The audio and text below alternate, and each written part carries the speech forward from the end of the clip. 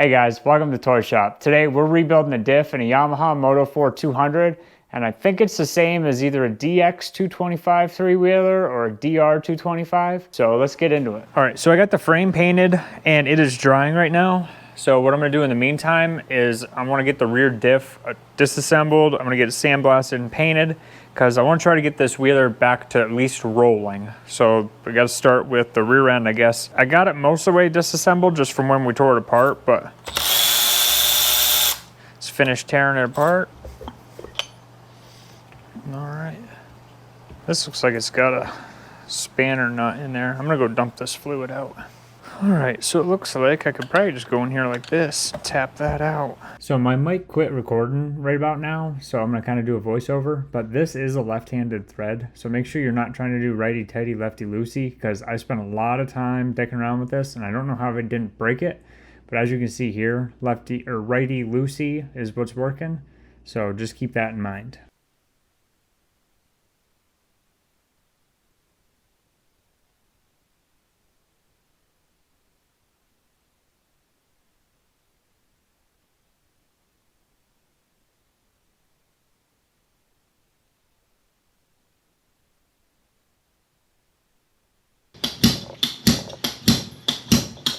Yay! Okay.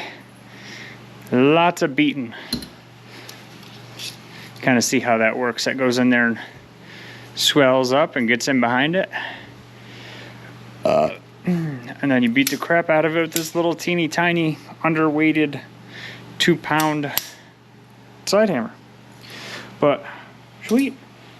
I think that was the last thing we needed out of these. All right, so I got all this cleaned up. I parts washed everything and then I sprayed everything off with carburetor cleaner because the parts washer leaves kind of an oily residue on it. So the carburetor cleaner takes the parts washer off and it kind of air dries really nice. So all of these pieces are all cleaned up. There's this shim here that I didn't see last time that went here. And there was this thin shim here that went up against this bearing.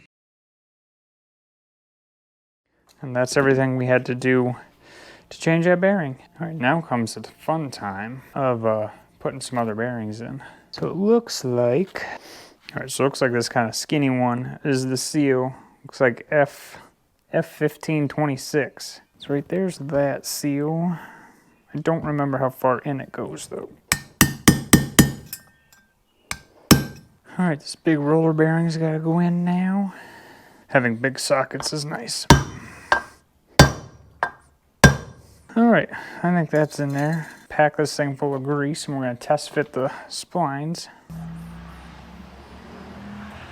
All right, that feels pretty good. So that part's done. Now I need to stick a deep well socket in there upside down and tap away. Shit. All right, so I should have done that before, but there is a longer and a smaller bearing in this kit. I'm assuming one of the years takes a different one. So all that tapping I just did, I need to undo, which means we need to pull that bearing out. So we're gonna get that blind bearing puller out again. Actually, now we gotta get this piece off right here. All right, so that was kind of tricky to get off. I ended up taking the die grinder and cutting a groove in it and then smacking it with a hammer.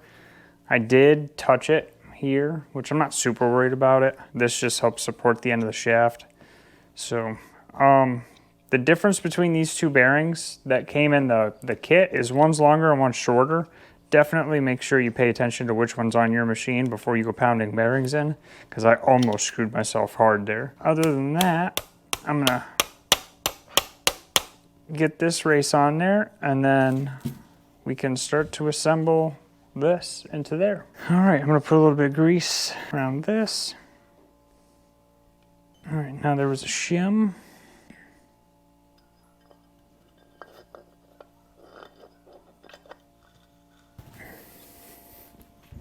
And that is in. Now we can start putting our nut on. Remember, this is a left-handed thread, so lefty-tighty, righty-loosey. All right, I think that is in and tight. I think this can go in.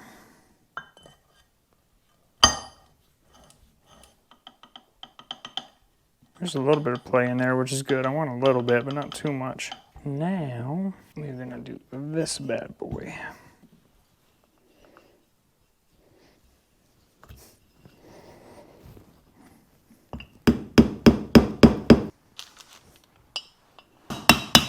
All right, so we did the seal and then the bearing.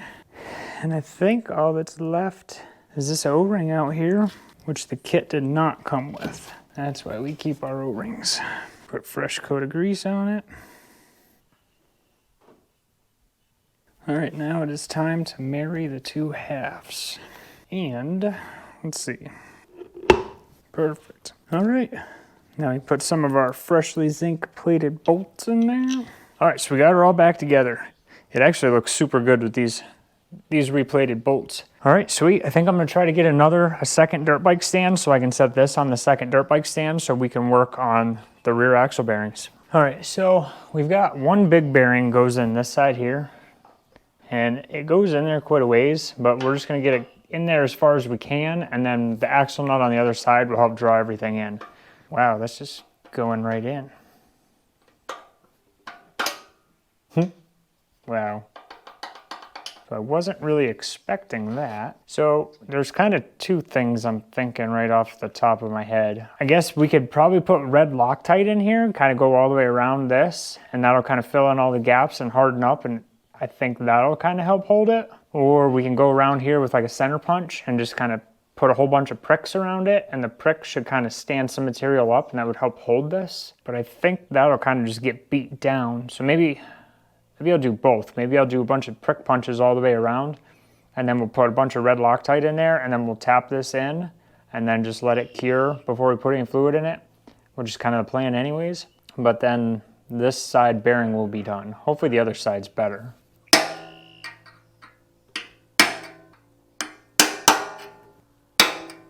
All right, so that's kind of what it looks like. I didn't go all the way up around. I just kind of did like the bottom half. That will kind of take up some material. Now, I'm just gonna put a whole bunch of red Loctite in here, and then we're gonna tap the bearing in, and then we're gonna forget this even exists for a couple days. First, let's do a quick test fit, make sure it's not. All right, so I'm starting to hit there, which is good. This is some rather old Loctite.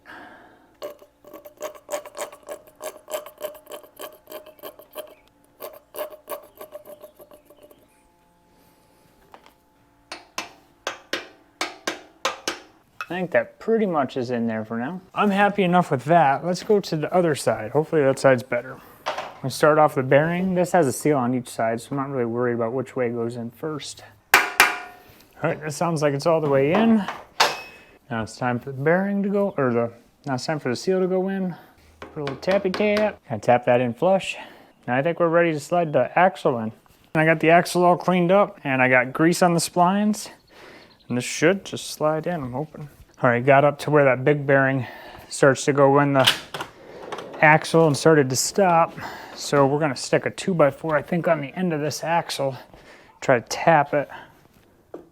I think I'm gonna try to use a nut and see if I can draw it in. See if that'll work.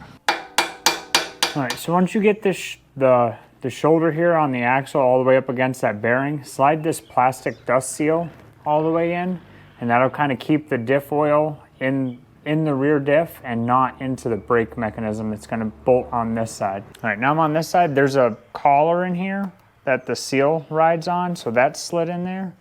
And then I've got a plastic dust seal that sits on top of that collar also. All right, now we got two nuts. So we're just gonna thread this first one on, snug it up, jam the second one on it, and then we're gonna be all set.